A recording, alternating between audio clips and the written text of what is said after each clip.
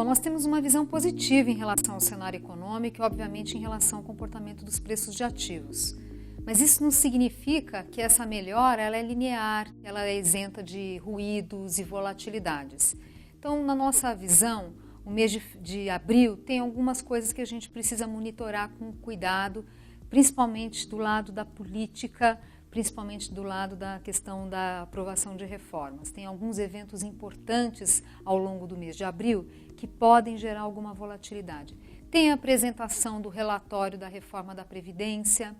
tem o voto do TSE em relação à chapa Dilma e Temer, tem as primeiras divulgações da delação da Odebrecht, enfim, o ambiente político ele vai demandar algum cuidado e pode gerar alguma volatilidade. É claro que para aqueles que são amantes do risco, às vezes é a oportunidade também de aproveitar a piora dos preços de ativos e entrar em posições que gostaria, porque acaba abrindo de uma janela de oportunidade. Agora, não vejo exatamente um cenário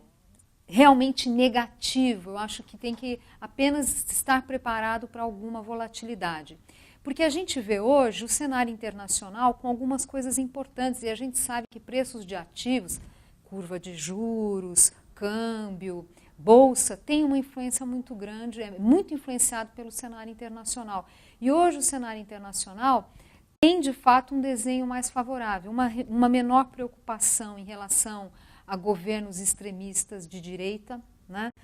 Aí eu estou me referindo, por exemplo, à eleição da França. Existe também cada vez mais sinais mais construtivos da China, então é um país que vinha desacelerando, mais recentemente o ritmo de desaceleração se acomodou, então aqueles medos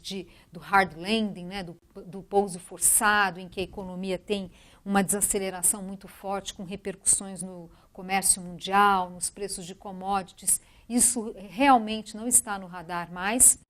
E mais do que isso, diferente do passado, em que toda vez que tinha algum desempenho mais positivo na China, vinha sempre acompanhado de algum temor de artificialismos, de exageros do governo para sustentar de forma artificial a economia, medos de bolha bolhas que podem explodir no futuro. Isso realmente também, esse debate, não existe essa preocupação no radar. Claro que sempre tem uma economia planejada, então é claro que não dá para a gente ter o controle ali, conseguir ver tudo nos dados, mas de fato o que a gente observa é que existe uma menor preocupação hoje em relação a possíveis artificialismos do governo. Não seriam exagerados a ponto de gerar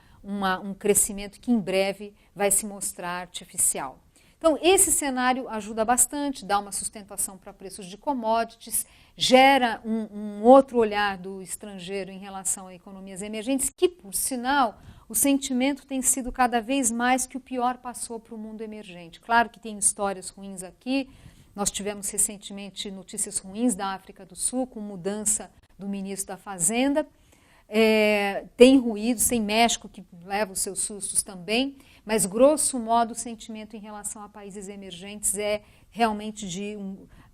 ganhando de novo alguma atração e a economia mundial como um todo ganhando alguma atração depois de 2, 3 anos de desaceleração do crescimento. Isso faz muita diferença, por isso ajuda a conter volatilidade das moedas, isso ajuda a dar alguma sustentação da taxa de câmbio,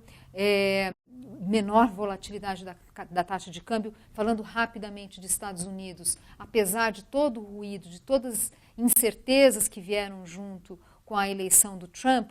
cada vez mais vai se consolidando algo que a gente já discutiu, que é a capacidade limitada de entrega do Trump, e eu acrescentaria o seguinte: muitas medidas, a maioria talvez das políticas que ele está propondo, são inconsistentes do ponto de vista econômico, mas não são coisas que vão ficar claras por hora. Então faz sentido o mercado dar um benefício da dúvida para a administração Trump, né? Então esse cenário lá fora, que eu não diria que é um cenário super benigno, não é isso, mas é um cenário muito melhor do que a gente vinha tendo nos últimos anos, isso também ajuda a dar reduzir os riscos nos preços de ativos aqui no Brasil. Aqui dentro, a questão é realmente qual vai ser, afinal, a capacidade do governo de aprovar, no caso, a reforma